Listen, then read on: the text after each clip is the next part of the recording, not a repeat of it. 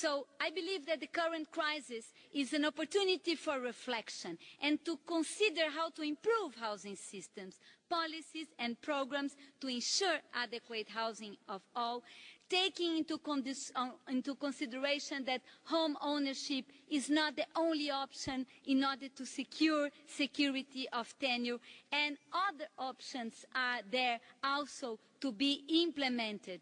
So we can think on many different options, like not only construction of public housing, but rent control, rent regulation, and other programs with shelter improvements, microfinance, and many other options that are possible in this case.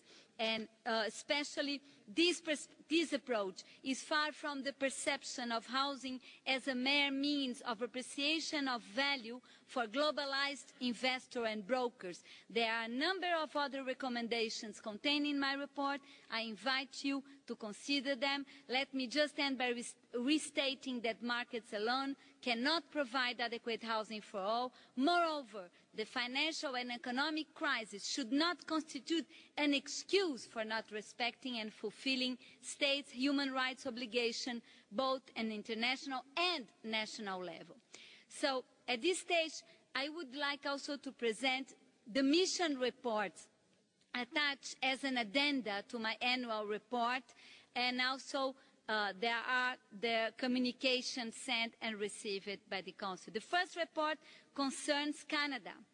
This mission to Canada was conducted by Mr. Milon Koutari, my predecessor, but I am here just to present the report. The mission was conducted in October 2007.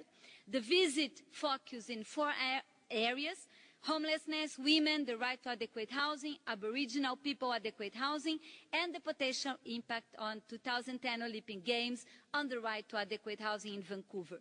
During this visit, the former Special Rapporteur commended Canada's historically successful social housing program and a number of good practices. Yet, given the very nature of country missions, the report focused on those areas that people that are living in very difficult housing conditions. The situation of this latter group, constituting a noticeable number of Canada's population, given the prosperity of the country, was, as noted in the report, confirmed through a large number of direct testimonies received during the mission, as well as numerous meetings that were held with state authorities, civil society, service providers, and academics. The former Special Rapporteur expresses concerns about the growing number of homeless persons and of people pushed into inadequate housing and living conditions because of affordability problem. This situation is increasingly affecting not only the poor but people with various levels of income. The reduced number of public housing units is an issue that needs to be dealt with rapidly, given the number of people in need of affordable housing. The report notes a number of factors that impede the effective implementation of the right to adequate housing.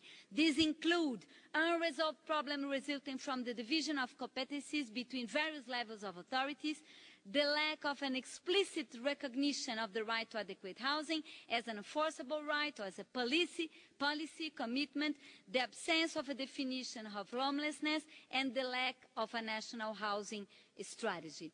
So I really ask you to see the whole report, and I will immediately pass to my next addendum, which is a preliminary note of my mission to Maldives. For my part, I conducted an official mission to Maldives that took place now from 18 to 25 February 2009. And I want to take this opportunity to thank the authorities in Malé and in other islands for the open doors I found for the frank and constructive dialogue that we had. The main purpose of the mission was to examine the impact of climate change on the right to adequate housing and the achievements, the obstacles encountered in post-tsunami reconstruction process. In the course of my mission, I also identified a number of additional issues impact the enjoyment of the right to adequate housing of Maldivians, including land scarcity, overcrowding in some islands such as Malé, and subsequent social problems, in particular for women and children, affordability, the lack of legislation in many fields related to the right of adequate housing, including protection for tenancy, common registration system, and building regulations, and the housing conditions of international migrant workers. Of course, the issues raised during the mission will be subject of a full report to the to the next Human Rights Council that I will be before you. But I would raise now the issue that Maldives has a very particular and delicate environment. Climate change is aggravated and will further amplify some of the problems linked with the geographical characteristics, including land scarcity and vulnerability to natural disasters.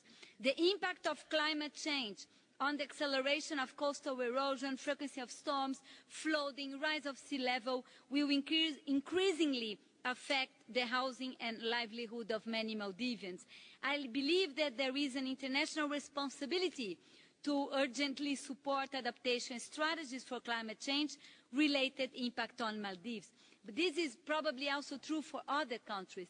But in this process, the lessons learned in the post-tsunami reconstruction process can provide valuable lessons for us.